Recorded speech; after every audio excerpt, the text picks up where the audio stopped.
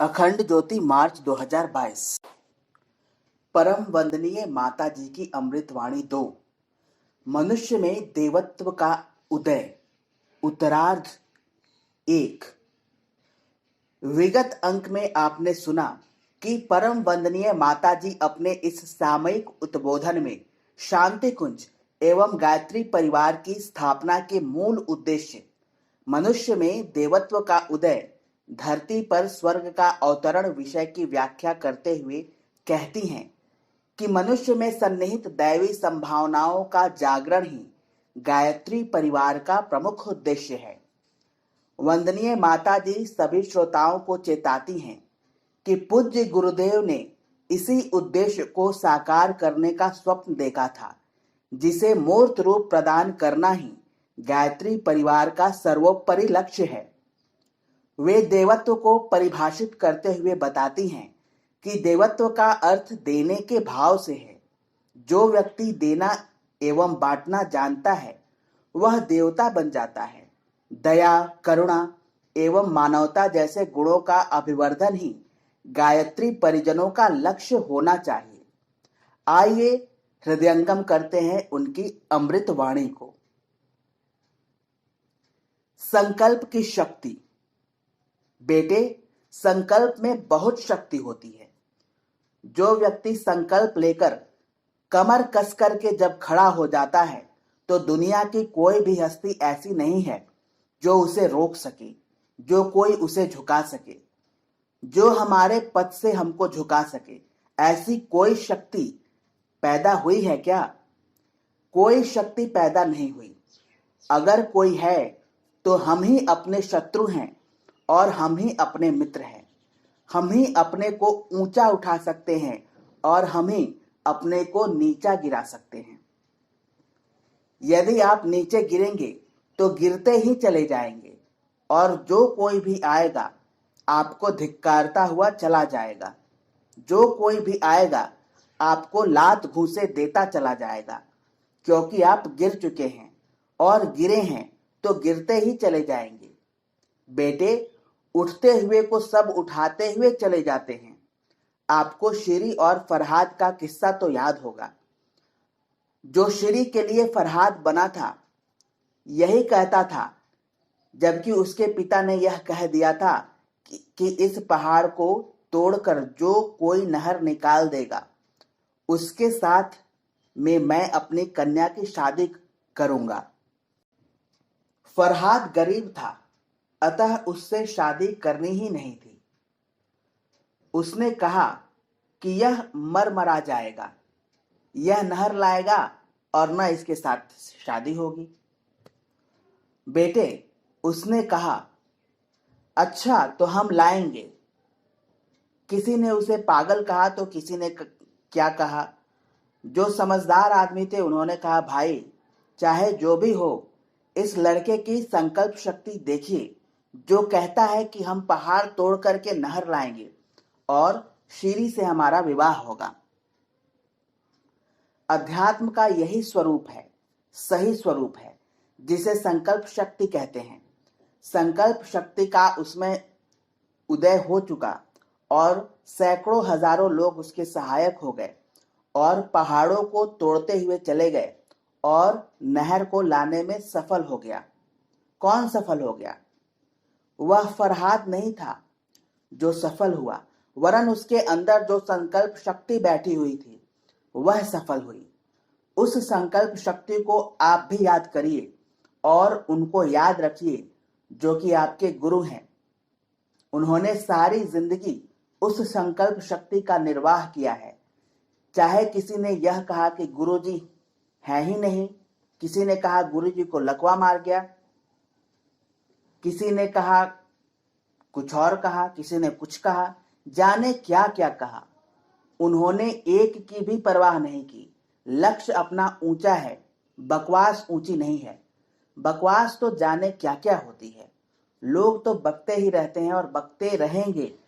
हाथी अपने रास्ते से जाता है और पीछे पीछे कुत्ते भौं भौं करते रहते हैं। करने दो, उससे क्या मतलब। बेटे, उनका लक्ष्य ऊंचा है। उन्होंने जब जो संकल्प लिया उसे पूरा किया।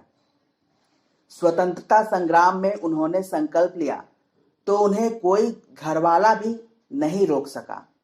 वे 4 साल जेल में रहे। घर में उन्हें बंद कर दिया गया और यह कह दिया गया कि माँ का अकेला बेटा है और यह जेल जाता फिर रहा है। इतने लोग गोलियों के निशाने बन रहे हैं, मेरा बेटा बन गया तो? आपको मालूम नहीं है कि वे सुबह से शाम तक बंद रहे। माँ से कहा, ताई, माँ को ताई कहते थे, ताई अब तो खोल, अब टट्टी पेशाब जाना है। चप्पल भी छिपा कर रख ली और धोती भी उठा करके रख ली। बस अंडरवियर और बनियान पहने हुए थे। जनेऊ कान पर चढ़ाया और लोटा हाथ में लिया और कहाँ पहुंचे? आगरा छावनी, जहां की कांग्रेस छावनी थी, वहां पहुंच गए। सारा घर देखता ही रह गया। घर वालों ने सारे गांव में दिखवाया, पर वे तो रात में चलकर आगरा पहुंच गए। वे संकल्प के धनी हैं, जिन्होंने सारे किसानों का लगान माफ करा दिया। यह क्या है? संकल्प की शक्ति है। मन में जो संकल्प आया, जो प्रेरणा उनके मन में आई, बस वो कर गुजरे। फिर उन्होंने किसी की नहीं मानी। जो विरोधी थे और जो रिश्तेदार थे, सब तरह के लोग थे, यही कहते थे कि उनमें सच्चाई है। वे संकल्प के धनी हैं। 1000 हाथियों का बल है संकल्प में। बेटे, संकल्प में बड़ी शक्ति होती है। कहते हैं कि संकल्प में 1000 हाथियों का बल होता है। हाँ, मैं तो कहती हूं कि 1000 हाथियों का नहीं, लाख हाथियों का बल होता है संकल्प में। वे संकल्प के धनी थे। कौन? तुम्हारे गुरुजी। वही संकल्प आपके अंदर भी होना चाहिए। अब समय ज्यादा होता जा रहा है, अतः अब थोड़ी देर में मैं अपनी बात को समाप्त करती हूं। एक बात रह गई और वह यह कि बेटे, शायद आपके मन में यह विचार आया होगा कि हमने अपनी घर गृहस्थी के बारे में कुछ कहा ही नहीं। हमारा मन तो कहने का हुआ, लेकिन माता जी ने सुना नहीं। गुरु जी तक तो हमारी बात पहुंच नहीं पाई, लेकिन माता जी ने सुना नहीं। नहीं बेटे, यह लांछन हमारे ऊपर मत लगाना। बेटे, हम और गुरुजी आपके साथ हैं। हम 24 घंटे आपके साथ रहे। आप सोते रहे और हम अपने बच्चों को दुलारते रहे, उनके सिर पर हाथ फेरते रहे, ठोड़ियों में हाथ डालते रहे। बेटे, हम आपके साथ हैं। हिम्मत करके आप खड़े हो जाइए। आप अकेले नहीं हैं। चाहे आपने कुछ कहा नहीं या लिखकर दिया नहीं है, वैसे तो प्रायः आप सभी ने लिखकर दे भी दिया है और उसे हमने पढ़ भी लिया है। हम आपके भागीदार हैं। बेटे, अगर आप लिखकर नहीं भी दें और हम पढ़े भी नहीं, तब भी आप उस धागे से बंधे हैं कि आपकी जो मनस्थिति है, जो पारिवारिक स्थिति है, जो आपकी आर्थिक स्थिति हमसे छिपी नहीं है। हम तो बार बार आपके मुख से कहलवाते हैं कि कह बेटा, तेरे घर में कैसे हैं, तेरे बीवी बच्चे कैसे हैं। बाद में यह नहीं कहें कि माता जी ने पूछा नहीं।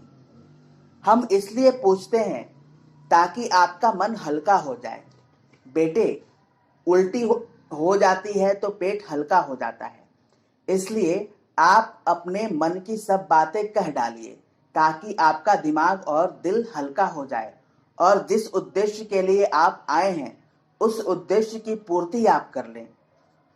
बगैर किसी विचार के आप यह मानकर चलना कि हम आपकी हर समस्या में भागीदार हैं। आपने भागीदारी की दीक्षा ली है कि नहीं ली है? अगर आपने भागीदारी की दीक्षा ली है तो हम भी तो भागीदार हैं उसमें। जो भी आपकी कष्ट कठिनाइयां हैं या आप बुरा करेंगे, तब भी बेटे हम भागीदार हैं, तब भी हमारी खोपड़ी पर आता है। बेटे, आपको देखकर, आपके कर्मों को देख करके लोग कहेंगे कि अरे ये देखो, यह किसका शिष्य है, यह उनका शिष्य है, धिक्कार है इसके लिए। ऐसे महान व्यक्तित्व के साथ जुड़ा व्यक्ति तब भी नीचे की नीचे रह गया। अब भी इसके निकृष्ट कोटि के विचार हैं। गुरु जी के तो ऐसे विचार नहीं हैं, पर इसके देखो नालायक के, इसके ऐसे विचार हैं। तब भी बेटे हमारे ऊपर आता है। हम आपको ऊंचा उठाते हैं, तब भी हमारा गौरव है, आपका नहीं है। आपका गौरव उसी में कि जिस तरीके से हम ऊंचे उठे हैं, उसी तरीके से हमारे बच्चे, हमारा प्रत्येक परिजन दिल और दिमाग की दृष्टि से ऊंचा उठे और संसार के लिए ऊंचा उठे। इसमें आपका गौरव है, हमारा गौरव है और हमारे मिशन का गौरव है। और हम समझेंगे कि हमने आपकी सच्ची सेवा की है, क्योंकि बेटे सेवा के नाम पर हमारे ऊपर आएगा कि इन्होंने क्या सेवा की इन बच्चों की।